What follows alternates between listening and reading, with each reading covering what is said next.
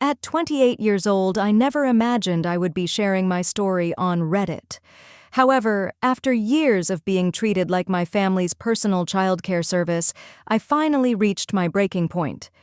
This isn't simply about the occasional babysitting session.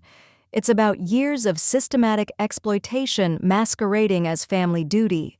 This dynamic has been entrenched for over a decade, and it's time to share my experience. Let me give you some context regarding my family. I am the youngest of three sisters. My sisters, Jennifer, 37, and Rachel, 35, are 9 and 7 years older than me, respectively. We grew up in suburban Minnesota, where outsiders might call us the picture-perfect middle-class family. Jennifer pursued a career as a corporate lawyer, while Rachel found her calling as a pediatric nurse. As for me, I am currently preparing for my master's degree in environmental engineering. Interestingly, my family views my academic pursuits more as an inconvenience than an achievement. Growing up with such a significant age gap felt like being raised as an only child, albeit without the attention usually afforded to the only one. Our home resembled a shrine dedicated to my sister's accomplishments, with college brochures and academic awards dominating every surface. At family dinners, I sat mostly unnoticed, swallowed by the lofty tales of their achievements and updates on Jennifer's latest legal internships or Rachel's success in nursing school. One of my earliest memories is from when I was just 4 years old. I vividly recall Jennifer bringing home her first serious boyfriend. I watched from the banister as this tall, sharply dressed man shook hands with our dad. The entire family seemed overly invested in the meeting, culminating in a special dinner prepared by Mom. 2 years later, when Rachel started dating at 15, the same fuss arose.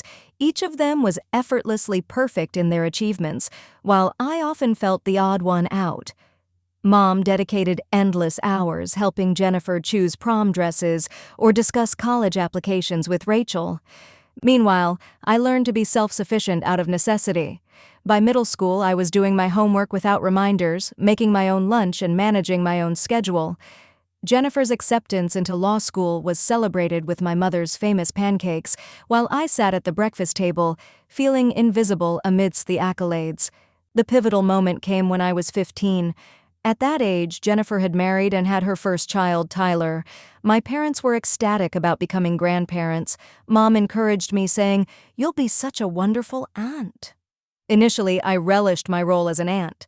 Tyler was adorable, and I enjoyed entertaining him while Jennifer and Mom had coffee chats. However, what began as simple aunt duties rapidly morphed into something far more demanding.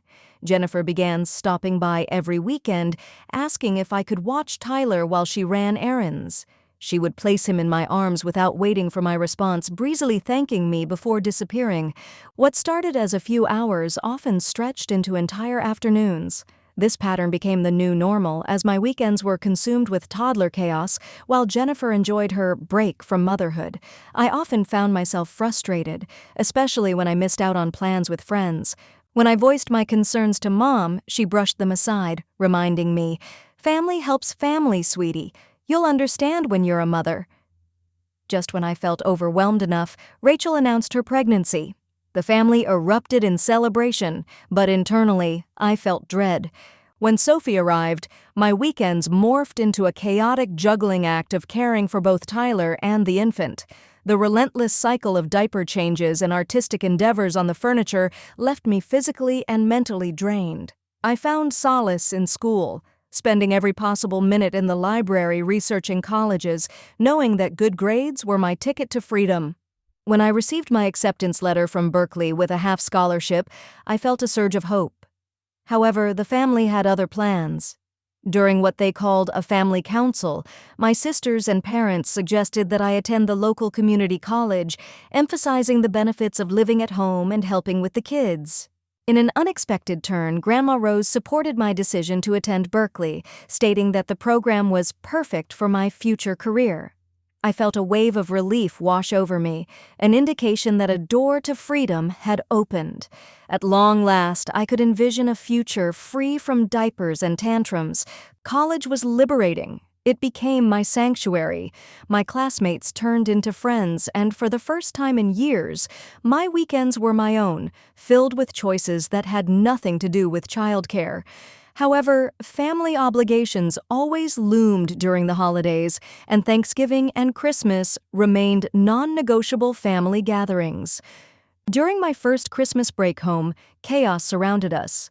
Jennifer had 2 boys now, and Rachel had her hands full with Sophie and Max, alongside visiting relatives. Immediately upon walking in, I was greeted by overexcited children who quickly attached themselves to me. Amidst the holiday bustle, I felt more like a sheepdog than a college student, herding kids up to my childhood room while the adults enjoyed their holiday dinner below. After what felt like years of babysitting, as I cleaned up toy-strewn chaos from my room, I snapped. When Mom called asking for help with dishes, it was the tipping point. I helped, but plotted my next semester's schedule to minimize family time. Then came the dreaded message about the family Christmas gathering, where I found out we'd host 12 children in all. I couldn't fathom the thought or repeat the cycle again. In that moment, I felt a shift.